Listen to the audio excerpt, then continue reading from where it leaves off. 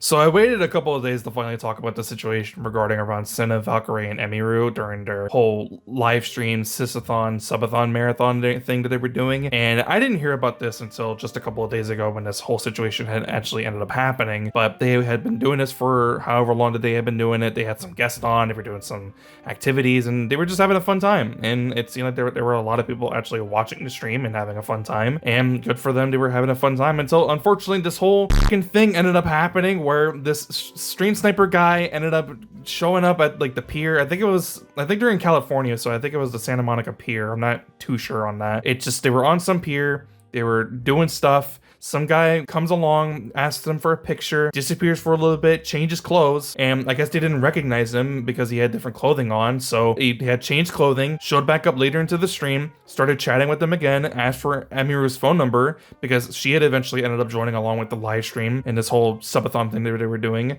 and he asked for her phone number. She says no. They leave, and they're ready to leave the pier to go do whatever else that they were about to do, probably go back home and spend the rest of the night doing the rest of the live stream back at their house. He shows back up later to go and confront them, and he almost attacks them just in a public setting over at the pier, live on stream where people have already seen his face. This absolute loser just goes and tries to attack these three women who did absolutely nothing to him besides just rejecting, giving them their phone number to him, and that's all that happened. Like, this absolute loser and this weak ass bitch just decides to go and try to attack these women for no reason. It was ridiculous. So obviously a lot of people saw the clip, saw what had happened, and had a lot of very valid reasons to say some of the things that they were saying. And I'm not going to disagree with them because I think honestly this guy just deserves the worst. He deserves to get his fucking ass beat, to be completely honest. If I'm just going to go ahead and throw my own two cents into there, I think he deserves to get his ass beat first and foremost, and then potentially face some jail time because he literally was about to commit battery and assault on these three streamers out in public. That's absolute insanity. So people saw it, they had some things to say about it, and then the aftermath happened where a lot of people, for no real reason in any way whatsoever, just started to say that the whole thing was scripted and fake and that the acting was bad and yada yada, when nothing really indicates that's what ended up happening at all. If anything, what this shows is that this is just the reality of what women have to face. Because I mentioned this in my tweet, but a few years ago, there was a situation that happened to another female streamer where I think one of her Twitch subs found out that she had a boyfriend. I think this is what happened. I'm not too sure. Correct me if I'm wrong in the comments, but he found out that she had a boyfriend, got mad because he was like wildly in love with her, I guess, and just felt that nobody else deserved her besides himself for very selfish and stupid reasons. So he goes over to her house, travels like cross states, I'm pretty sure, it's to her house, and then lights her car on fire in an attempt to try to light the house on fire and then burn her alive inside of it. So yeah, like he went to go and traveled states to go and burn someone's house down to go and kill them. This isn't even just like the smallest and like the most outrageous thing that women have to deal with. They have to constantly deal with like harassment and sexual harassment in workplace environments out in public. They always constantly have to fear that someone's gonna go and like attack them, most likely a man, because like sad, pathetic, lonely men constantly feel like that they deserve the attention and the ownership of a female for whatever stupid reason. So it's always like a guy. They always have to constantly worry about if a guy is going to show up out of nowhere and like jump around a corner and then go and attack them or do whatever it is that they're going to do. And all this really showed was that this is just the reality of what women constantly have to deal with. It doesn't matter if you're, a Jane Doe like on the street and no one really knows who you are. It doesn't matter if you're a Jane Doe. It doesn't matter if you're a really popular streamer. You're always constantly having to worry about something like this potentially happening. And it sucks. It absolutely 100% sucks that they have to constantly worry about this, constantly look over their shoulder just in case something's about to happen.